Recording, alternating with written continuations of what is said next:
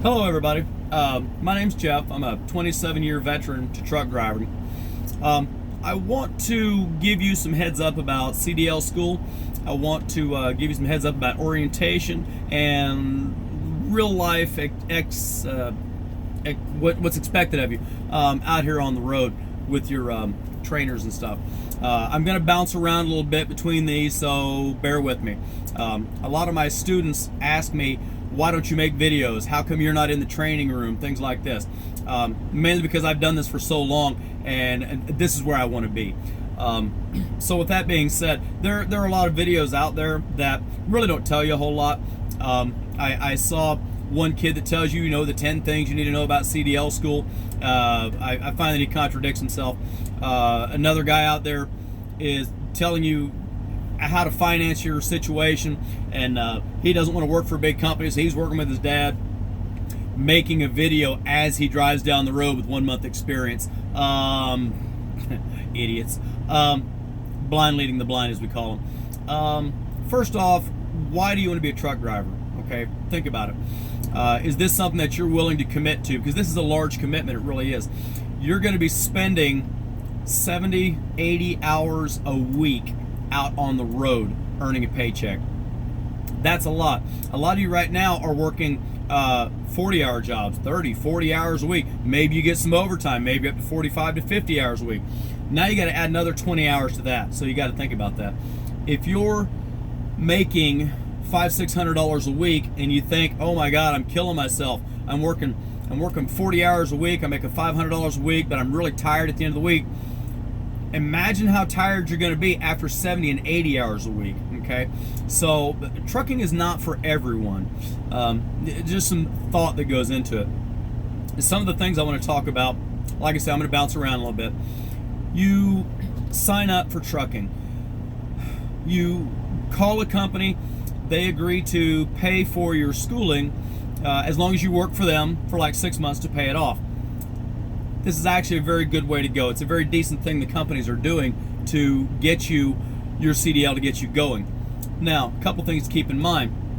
When you go through CDL school, they're pretty much all the same. Their goal is to sell you a license. Their goal is not to teach you how to drive a truck. They're familiarizing you with the truck. If this is your first contact to the trucking world. So you go for about 3 to 4 weeks, generally. And then at the end of 3 to 4 weeks, you have earned a license. That's it, a license. That does not mean that you can go down the road and drive. Your companies have to sign off on you and say that you're qualified to drive. The license just gives you the ability to get behind the wheel with the instructor. So, from CDL school, you figure out which way you want to go. Do I want to sign up? Do you have the money to write out a check for it? It's different for everyone. You're not going to be getting a check during this whole time. So for 4 weeks, there's no money coming in. So you have to think about your finances and your families and things like that in the meantime. I do notice that some people come out here and they have, some kids come out here with tattoo machines and they do it for extra money. Some come out here and they've made a whole bunch of DVDs, bootleg DVDs, and they sell them, make a couple of bucks. Whatever, make a couple of bucks, no matter. When you go to, when you leave CDL school and go to orientation, they give you a bus ticket. Hop in the bus, you drive who knows how far. You might go one state, you might go several states away, depending on who you choose. Once you're in orientation, you're going to sit in a room for basically 4 days going over paperwork and videos and talking about life on the road and benefits and what to do with this, and you call breakdown or you call the fuel department and you write down all the numbers that are on the board in front of you. I had to turn the air conditioner down, it's getting kind of cold in here. So there's just basic things that you're going to do during orientation. They'll send you for a drug test. So back up just a second. If you do drugs, stay home. We don't want you out here, okay? No drugs. If you're one of those kids that thinks, oh, well, I watched a video on the YouTube and I know how to get around the drugs, it ain't gonna happen. You're gonna get popped, because most companies these days are switching over to hair follicle tests. They will take hair from your body. Might be your forearm, your underarm, your backside, top of your head, doesn't matter. They're going to take hair. They're going to find out if you've been doing drugs. So we don't want you out here. Don't waste your time. You get popped on a drug submission test, you'll never get another CDL job. And I know that some other 21 or 22-year-old kid made a video that said, "Hey, take niacin and you'll pass a drug test. Won't show up any marijuana's in your system." Well, the people that spread that rumor are the people that want to sell the niacin. Okay, so it's not hard to look past all that stuff. You're going to have a lot of recruiters come into you and talk to you while you're in CDL school. The question is not, what are the cents per mile that I'm going to make? The question is, how much am I going to make at the end of the year?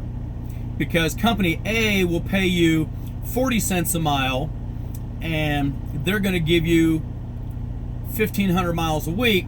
Company B is going to pay you 38 cents a mile, but they're going to give you 3,000 miles a week. So you have to ask them who's going to make more money at the end of the year. The cents per mile it sounds good. Some companies will say, "Oh, well, we're going to pay you 42 cents a mile or 44 cents a mile. We're going to start you out really good."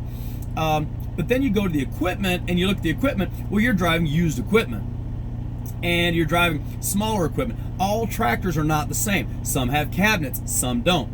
If you look at some of these companies, look on their websites and look at the size of the tractors and the amenities that the tractors offer. Do not be drawn in on, "Oh, well, we have TVs in our trucks." You get a TV at the Walmart for $99. Don't go to a trucking company because they offer you a TV and a satellite subscription. Most of those will tell you, "We'll give you a satellite for free for 3 or 6 months or something like that, and then you got to pay for it." You like that satellite, you don't want to give it up, but they don't tell you it's going to cost you about $20 a week. So yeah, it gets pretty expensive. So don't be drawn in by items like that. So now, orientation. You're at orientation. You showed up. You have your 2 weeks worth of clothes. Bring your laundry bag. You get the Walmart for $3. So you have a place to put your dirty clothes. Bring one of those backpacks. So you have something to put your clothes in when you go inside the truck stop to get your showers. Showers are generally every other day when you're trucking. It just has to do with the way the reward cards are set up. They offer drivers unlimited showers.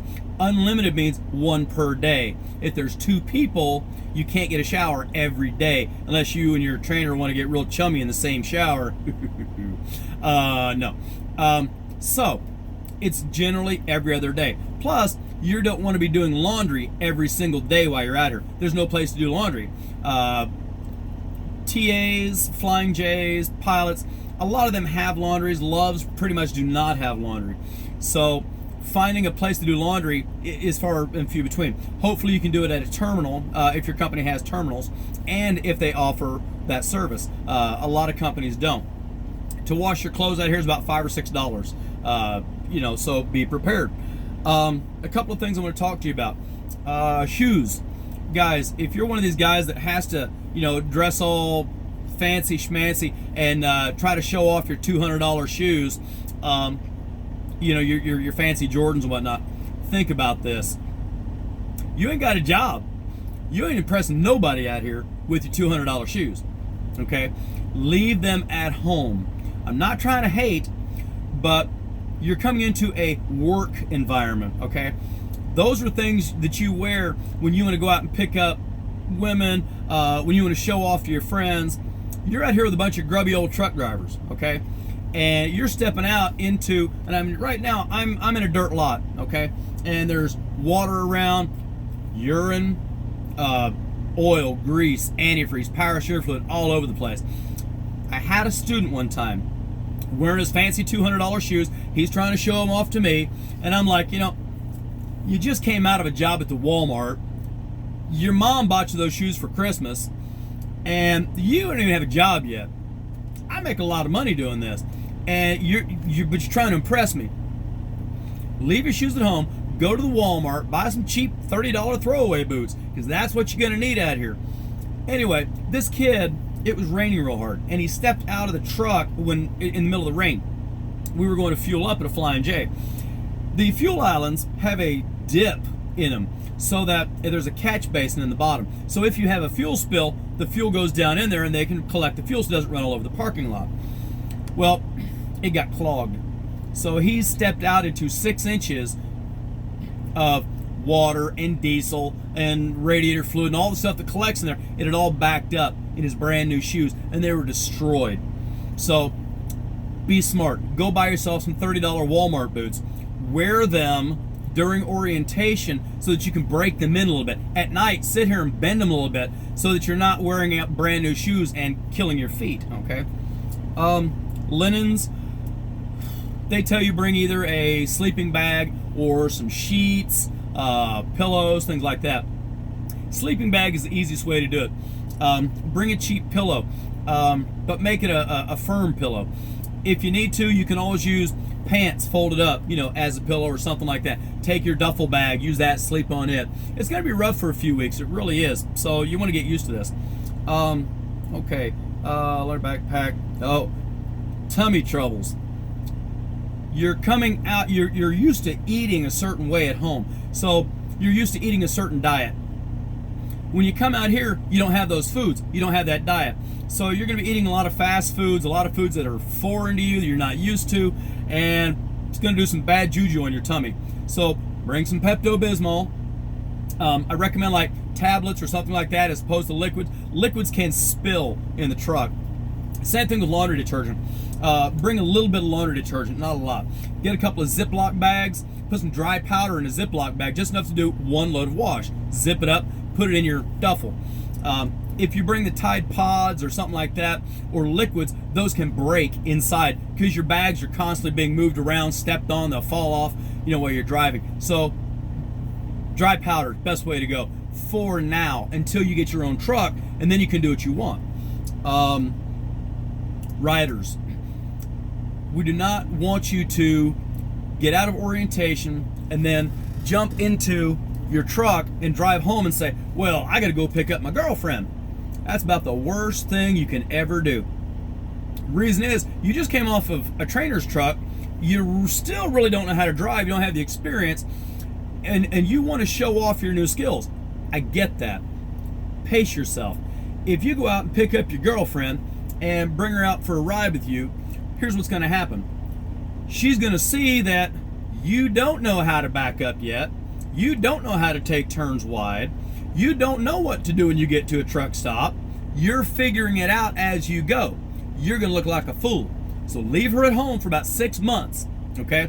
Most companies will have a policy that they don't want you to drive around with someone for a few months anyway. So please, do the smart thing. Get a little experience under your belt before you bring someone else out. Their life is in your hands, okay? Also, if you choose to bring a rider, we have rider policies, and it's an insurance policy is basically what it is. If you sneak someone on your truck and figure, well, I'm not going to pay that money, that's just stupid, and that special someone climbs out that passenger door, maybe it's in the wintertime, who knows what, slips on that step, falls and breaks their ankle, you're in a world of hurt. They're in a worse world of hurt. But you've got to tell your boss, I've got to be at the hospital in Montana. I can't pick up that load in Colorado. So you're screwed financially, and you're going to lose your job. So for a few dollars a week, it's nothing. Get the rider policy. Do this the right way. If you're going to do something, do it right. Medical no-nos. Your CDL school, most CDL schools, will tell you if you have something like sleep apnea to lie about it. No, don't tell that trucking company you got sleep apnea, you'll never get a job. That's not true. If you have sleep apnea, what it will do is it will reduce your medical card from 2 years to 1 year, okay? So you'll have to keep your record of your use of the machine and just show it to the DOT medical examiner. It's no big deal. That's all there is to it. Sign a paper, you're good to go. Okay. Thieves. Thieving will get you sent home. You try to steal something on your trainer's truck, trainer knows everything that's in his truck 100%. I had a man steal my wallet one time. He's not a driver. He'll never be a driver. Went on his PSP report. He'll never be a driver. So the simplest things, he thought he was getting away with something, and it bit him in the ass. Excuse my French. Let's talk about breakfast when you're out for orientation. Most companies will tell you, oh, you get breakfast at the hotel. Not really. When I worked, well, I'm not going to tell you who I work for, but one of the companies I worked for put us up in a hotel. The hotel's idea of breakfast was one bottle of Sunny D and a package of donuts out of the vending machine, which had 6 donuts in it. So 6 donuts and 1 bottle of Sunny D for the whole hotel. Okay? Do yourself a favor when you get to orientation. Ask the hotel if they have a shuttle that goes to the Walmart. If not, get an Uber, or maybe you're close enough you can walk. Get yourself some breakfast stuff. If the hotel doesn't have a good breakfast, some hotels have decent breakfast, but most of them for truckers don't, because they give you the cheapest garbage hotel you can find. So go down, get yourself some breakfast biscuits or whatever, put them in the refrigerator at the hotel. Only buy a small package. Don't buy a whole bunch of groceries, because you're not going to have room to put it. If you buy a bunch of groceries and you get on your trainer's truck, what if your trainer doesn't have a refrigerator? That stuff's going bad. If your trainer does have a refrigerator and you want to put something in his refrigerator, ask him, can I have some space in your refrigerator? It's very simple to do. He will allow you so much space in his fridge, but remember, this is his fridge, so be respectful. Let's see. Okay, so now you're out on the road and you're learning. Let's talk about perception. This is the big one. If I put 20 people into a room and asked you to draw me a bridge that went across a river, I would get 20 different pictures, 20 different ideas. None of them are wrong. They're all correct. You have made me a bridge to go across a river, okay?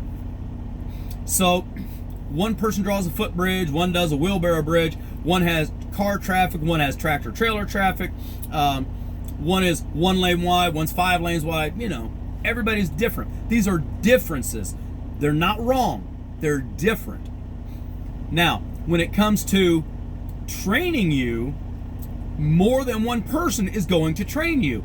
So you're going to have someone from CDL school, you're going to have someone in orientation, you're going to have a driver trainer. They're all going to tell you something different. Take it with a grain of salt. Just because it's different doesn't mean it's wrong. One of the biggest arguments I find is students will get on my truck and they'll say, but that's not how they taught me how to do it in CDL school. I get that. They showed you one way, I'm going to show you another way. You decide which is best for you, which works best for you. But most people don't even get to that point.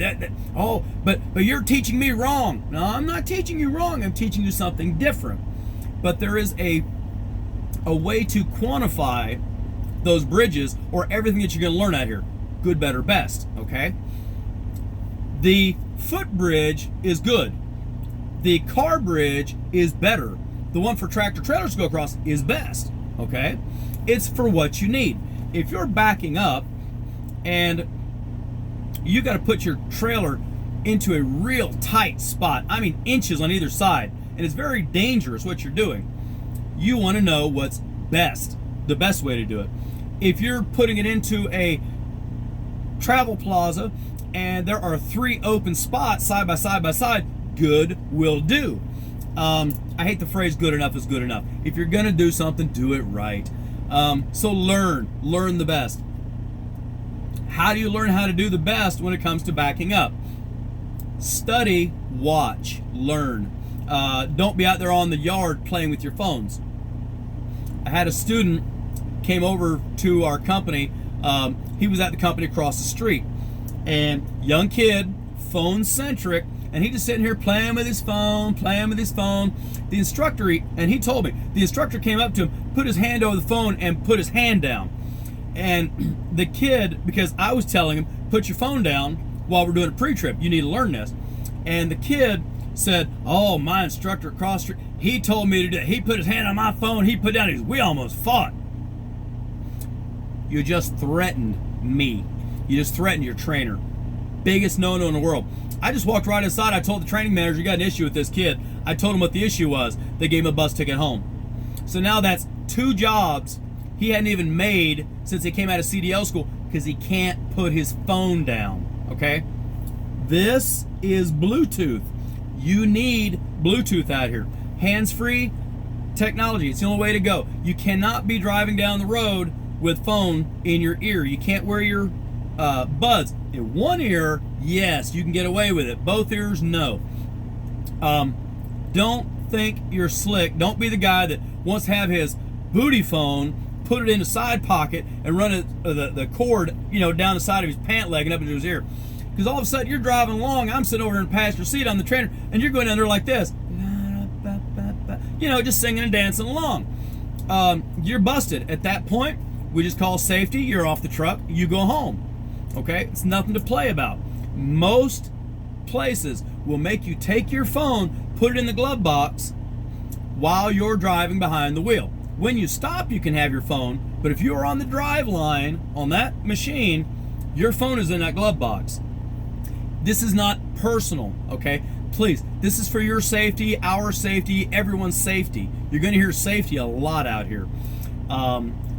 CBs. A lot of trucks run CBs. They are a necessity out here. They're a very necessary tool to help you to do your job. However, with that being said, use them to do that job. Don't be talking smack out here. There's a lot of hatred out here on the CBs. There's a lot of race involved with talking on the CBs, and there's no room for that out here. We're all professionals. When you walk across the parking lot, hold your head high, like you're someone to be respected. Say hi, good morning, hi, how are you? I'm fine, thank you. Use your manners, please. Wash your damn hands. I'll tell you that right now. Story. I was at my terminal, at my main terminal, walking down the hall. There's an orientation class going on. I walked into the restroom, used the restroom. This guy comes out of, not the urinal, but the shitter. Walks out, walks right past me, and goes right back into the orientation room while I'm washing my hands. I walked right out of the orientation room, or out of the bathroom, walked right into the orientation room, and while he's sitting there in the classroom, I looked at the teacher and I said, "Excuse me for just a moment, please." And I pointed to him and I said, "Sir, you just came out of the crapper. Would you mind washing your hands, please?" You talk about one embarrassed SOB. And come on. He's in there touching the same pen that's going around the classroom. You're sitting next to him. He's shaking your hand. He's patting you on the back. And he don't wipe his ass, with his hand. He don't even wash his hands. I mean, that's disgusting. Come on. That's how you get flu. That's how you get pink eye and all this stuff goes around. It's bad enough we got to deal with all this COVID crap that's going on right now. So please, be respectful of other people. A few other things I want to talk about. You're gonna have a few grinds out here. The main thing that I find people fight about between trainers and students are music. Your tastes, you might like rock and roll, you might like country, you might like jazz, who knows what you like. Your trainer, however, likes Jimmy Swaggart, and he wants to listen to Christian radio 24/7. And you ain't getting along, you don't want to listen to it, or maybe it's vice versa. Maybe that's what you want to listen to, and he's all into rock and roll. Okay. That's going to cause a lot of friction in the truck. You need to be clear with your trainer and just say, "Listen, when I'm driving, I'd like to listen to my music. Is that okay?" Ask, be polite, be respectful. Don't be a butt and say, "Well, I'm driving, I should be able to drive," because he's going to say, "Well, it's my truck, you ain't listening to shit." He's going to turn the radio off. If you can drive for 12 hours a day with the radio off, okay. I like a little bit of music. I like to relax while I'm going down the road. I don't listen to headbanging music because that puts you in a frame of mind to drive angry. Not good.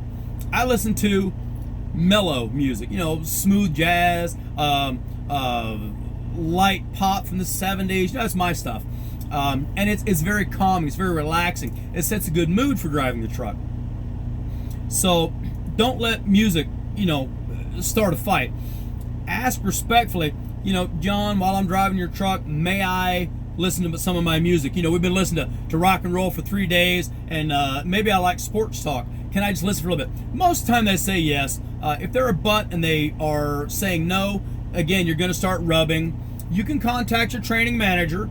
You are allowed a bullshit flag, as I call them, which if you watch sports football, the red challenge flag they throw on the ground? You got the same thing, metaphorically. So you can throw that challenge flag down and say, look, no, this isn't working, this isn't cool. You're asking me to do all this stuff, but you're making my environment very harsh, and I don't like that. I'd like to talk to the training manager and see if we can resolve this. If we can't come to a resolve, then I would like to ask for another trainer.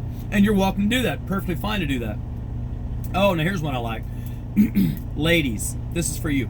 If you come out here and they put you with a male trainer and some female trainers, your trainer may ask you to hop in the bunk with them. Hey, baby, come on, let's go in the back. We're going to work on some backing practice back here. That's a big no-no. Now, if you want to do it, that's your own business. That's up to you. I highly say no to this, okay?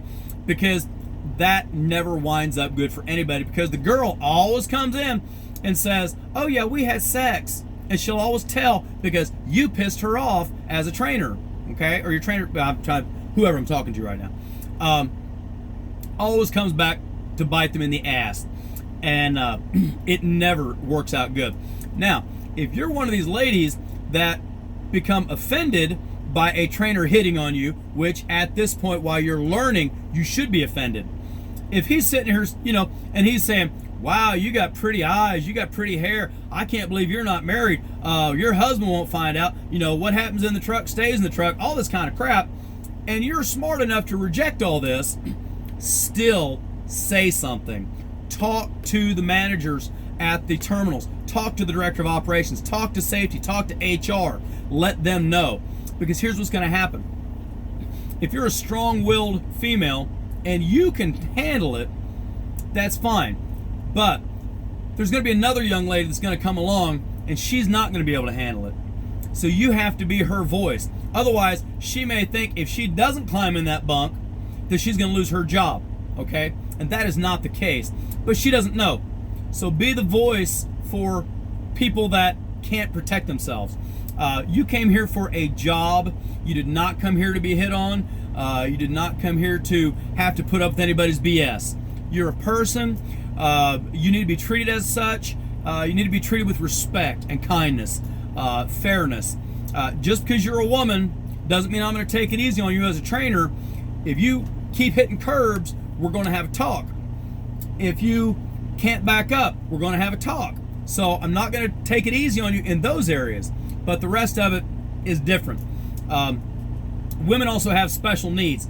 So, ladies, if you come out here and your trainer says, well, you're the first woman I've ever had on my truck.